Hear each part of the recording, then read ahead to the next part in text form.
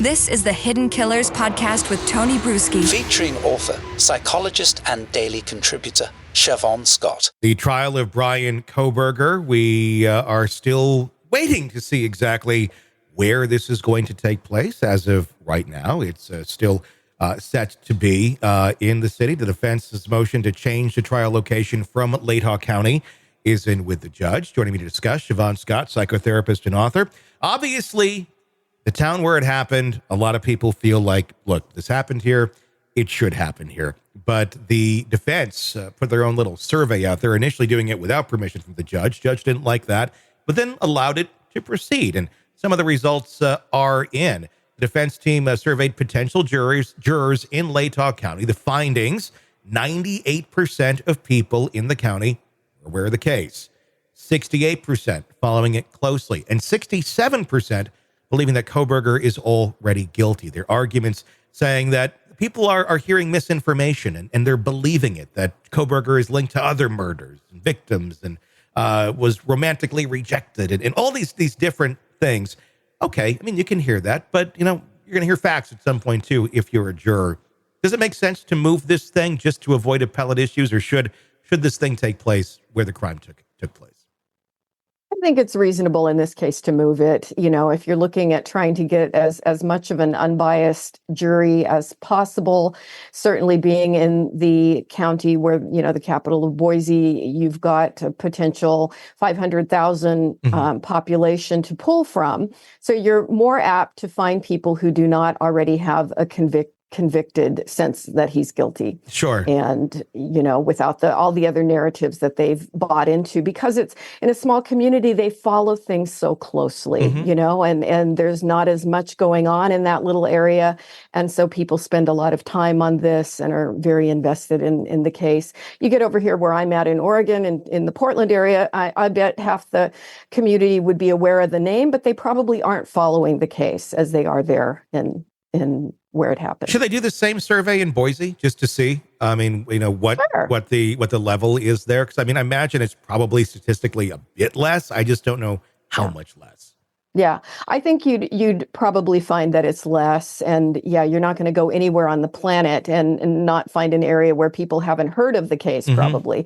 But yeah, there would probably be more jurors to pull from, and that just makes good sense to me. I mean, ultimately, you do want an unbiased jury as best as you can get. People, you know, there's going to be people who do want to get on this case, and they will say, play whatever role they need to do that. To me, in this case, though, is it really that difficult to decipher fact from fiction or rumor from not rumor? I mean, I know this is what we do. We talk about these things all the time, so it's fairly clear cut. But you know, I don't know. There's a lot of things. Like there's one where, was he connected to this murder in like 1999 or something? He would have been like 4. So, I mean, just common sense and logic would tell you, no, he's not connected to that. But there have been some things that are rumors, but I think they may be rumors, but I think they border on, you know, logistically possible things that could have happened. He could have easily gone to these restaurants that they were at. Some people say they did see him there. He may have been there. May have had nothing to do with the murder or stalking anybody, but you know that may have happened. Is it that difficult for people to go, oh, this is fact, this is fiction, especially if they make it to the jury and only what's going to be presented in that courtroom is what, you know, is permitted because they're viewing it as factual information? It's so hard to try to find jurors who are not going to be unduly tainted with stories and rumors and innuendo because they have an emotional, let's say, stake in believing the story or the rumor. And I think that's the fear. If you get people who are completely convinced that he's guilty, and it's kind of hard to read a lot of the evidence that we do know that's been exposed and not come to the conclusion that he's guilty. I think most of us would lean in that direction probably. Yeah. And what percentage of people can get beyond that emotional bias? That's the hard part, I think, is that, as you say, when people want to get on a jury, they'll say, oh, yeah, I can be fair. But can they really be fair? And that's probably one of the problems with the human system that we have. You know? Here's one for you. And I'm wondering, on the emotional bias of this that we're just talking about.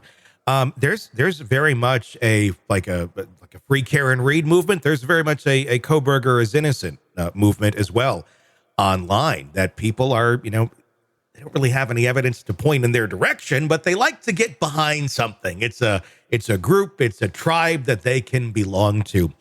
And another big argument here is that this case has been so publicized that everyone's going to think he's guilty. That's not the case. There's a lot of people who think he's innocent too. So couldn't that also be argued on the other end, that you may have some holdouts on the other side too that you otherwise wouldn't have, simply due to the publicity of this case? Yeah, that's a really good point too, that people come in with biases in both directions. And, you just don't really know what you're going to get with the jury. And that's the problem. Yeah. At the end of the day, you want to avoid any sort of appellate issues. I think it'd be, if I was in that community, I certainly would want it in my community. But from a standpoint of, let's not keep reliving this for the next 20 years, because there will be an appellate possibility, and they'll appeal it no matter what if he's found guilty. Yeah. But if they can find some of those things like, it wasn't fair, guess what? Everybody gets to relive this drama and this trauma forever when these families are just trying to heal the best that they can.